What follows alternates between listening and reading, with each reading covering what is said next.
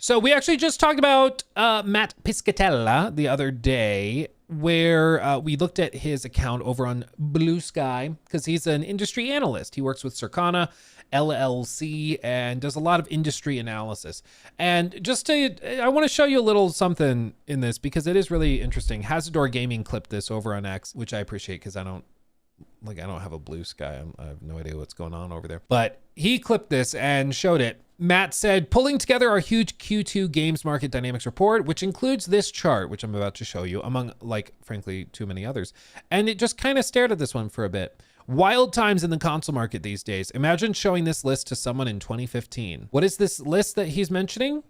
It is a list of the top 10 best-selling games on PlayStation platforms, physical and full digital from digital data sharing publishers with the Digital Leader panel, ranked in dollar sales, reporting from April 6th through July 5th.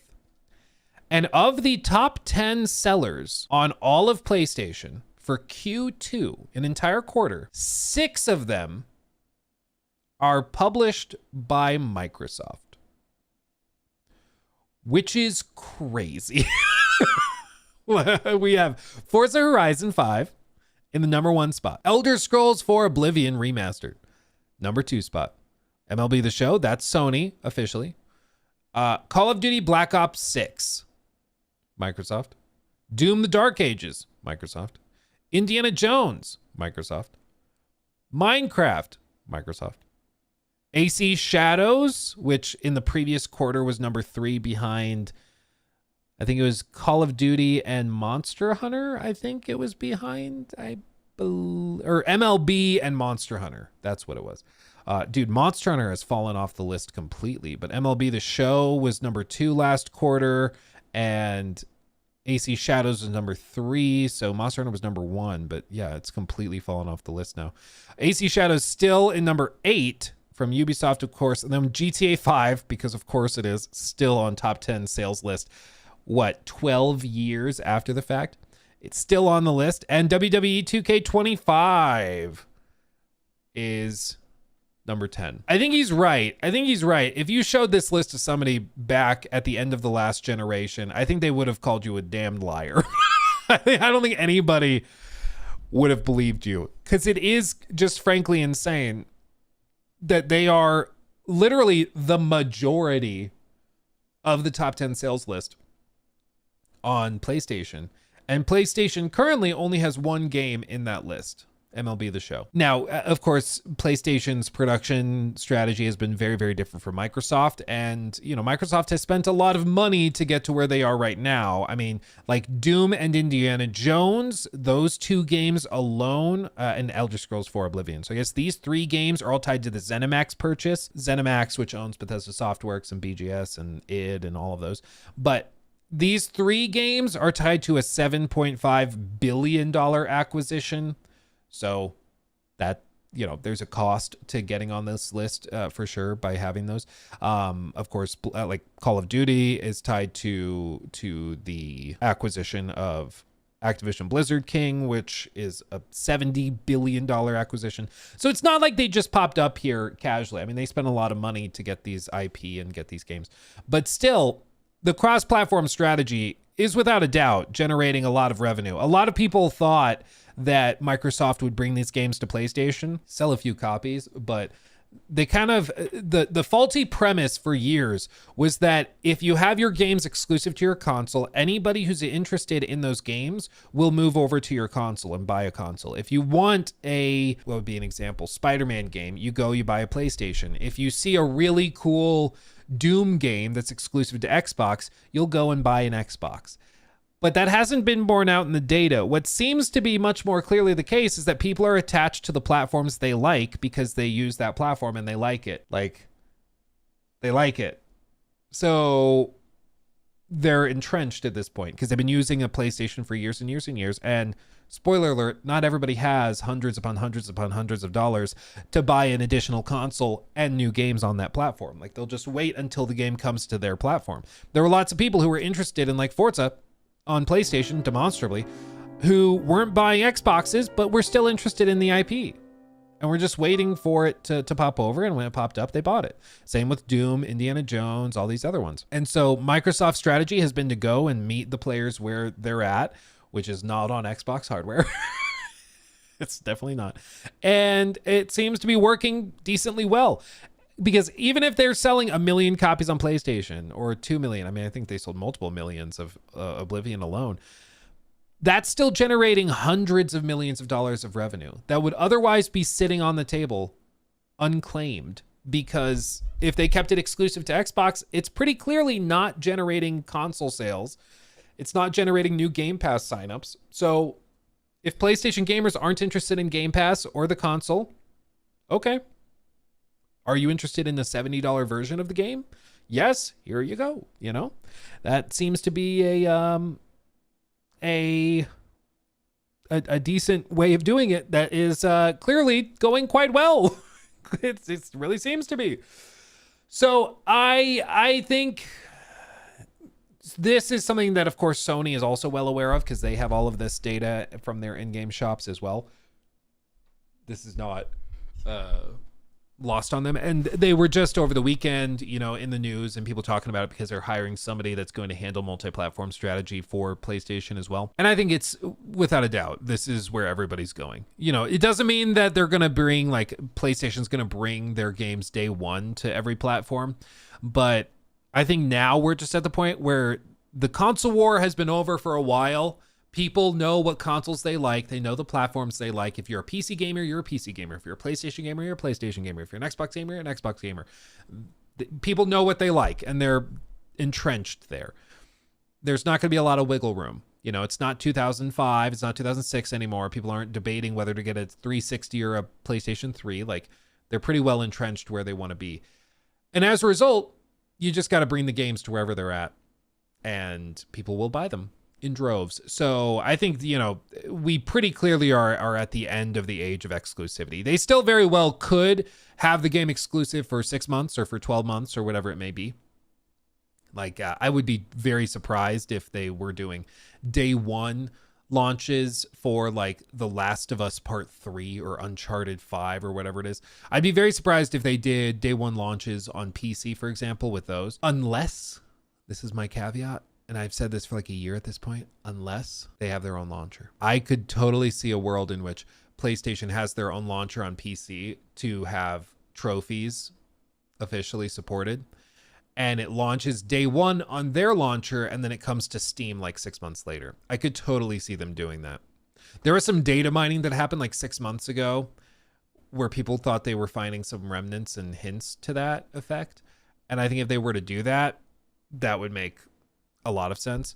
And then they'd be like, yeah, well, if you don't like the PlayStation launcher, just wait 6 months and then buy it on Steam. And then you pay the 30% cut to Steam at that point. But if you want to play it right now, you can on PC. You just have to play it on our platform where we don't pay 30% to Steam. I think they very well could try that. I don't personally think that's a great idea. I think we saw how much PC gamers melted down when you tried to require them to sign into a PlayStation account. Can you imagine if it was an exclusive launcher? I think you get messy. I mean, there's a reason why every major publisher nowadays has gotten rid of their own launcher and gone back to Steam. I mean, even Ubisoft like brought AC Shadows to Steam day one, which was pretty bold. You know, you remember Bethesda had their own launcher at one point for Fallout 76 because they didn't want to pay Steam a cut. Hey, look, remember Red Ring of Death? Kind of unreal how Microsoft got away with that. I mean, did they get away with it? Because that cost them so much money in repairs. Like, my uncle, I think, went through like 3 or 4 Xbox 360s because of that. And he would send it back and get sent a new one. Like, it was a huge scandal and a big problem without a doubt. But I mean, I think they lost a lot of money on that, having to juggle all of that crap. Let's see. I still regret buying SimCity 2013 EA Origin. Now it's gone. Dude, Origin, what a terrible launcher. Oh man. Is Satya the final boss of video game exclusivity? I don't think it's Satya. I think it's Hiroki Totoki. I mean, or I guess maybe one of the Nintendo guys. The Nintendo guys, I don't think are ever doing anything with cross-platform stuff. I don't think they're interested at all. So I guess maybe they are. Maybe they are. Yeah, we went through like 5. Yeah, dude. Like, they bore the cost, replaced the systems, no questions asked. Yes, it was bad, but they owned up to it. Well, yeah, I mean, that's why I'm like, they handled a really sucky situation as best you could, I guess. Shouldn't have happened ever. Sure, absolutely. But given that it did happen, I think they handled it decently well, and I think it cost them a lot of money. Let's see. At the cost of all those Microsoft layoffs, sadly. This is at the cost of Microsoft layoffs? I mean, I would submit that the layoffs were going to happen regardless.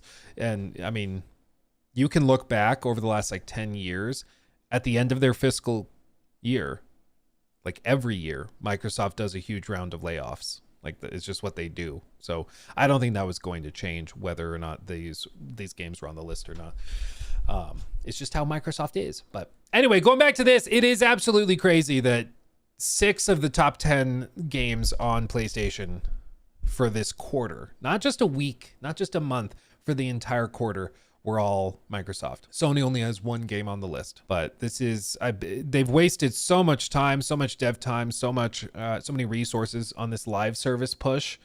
It's just been an absolute dumpster fire. And you know, I do love saying I told you so. So I will say it again. But with Jim Ryan, I remember back in 2020, I made a couple videos where I said, I don't think Jim Ryan's a gamer. I think he's a corpo bigwig sitting in his ivory tower. I get none of the magic from him that I got from Sean Layden. Like Sean Layden instilled confidence. He understood gamers and gaming. I think he has a vision. I think he knows what he's doing. Jim Ryan was the opposite of all of that. And I think he was an unmitigated disaster. Like just an unmitigated disaster for PlayStation. Yeah, the PS5 sold well, but I think they've wasted 5 years of dev time and like at least $4 to $5 billion on nonsense that has gone nowhere. Like it really is unbelievable how much time and money was wasted on that. And, you know, perhaps Herman is a part of that equation as well.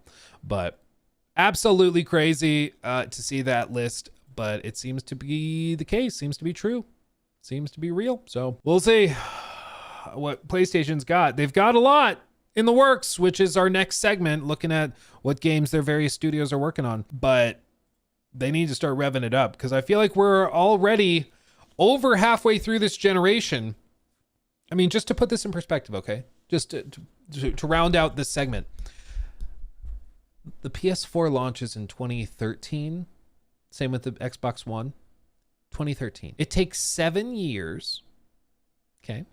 Just 7 to get the PS5 and Xbox Series consoles. 7 years from the launch of the PS5 era would be like late 2027, which is in 2 years, which means we are already approaching the end of the generation. Like we are already pretty close to the end of everything. Everything's over. Like this generation has flown by and I still feel like we have gotten some phenomenal games. Don't get me wrong. We got Baldur's Gate. We got freaking KCD2. We've gotten some amazing games. But I feel like compared to the last generation where we had these behemoth companies, especially PlayStation was at the top of their game and putting out consistent bangers and hits and new IP and stuff, reboots like God of War 2018. And we've got none of that. Like at this point in the generation, last time, this year, God of War 2018 would be coming out. We would have had 2 years of trailers for The Last of Us Part 2. We would have gotten things like Bloodborne, Uncharted 4. It's just Spider-Man, which I think was Spider-Man 2019 or 17. I always mix it up. Days Gone would have gotten that 2019, so like next year, next spring or summer. Detroit Become Human. Red Dead 2 would have been out this year. Yeah. It's just people, I think it's because of the dark times in 2020, it all kind of blurs together. But seriously, we are very late in this generation. The equivalent year for the PS4 was 2018. That's where we are. And you remember 2019, things started to rev down because studios were starting to wait for the next gen.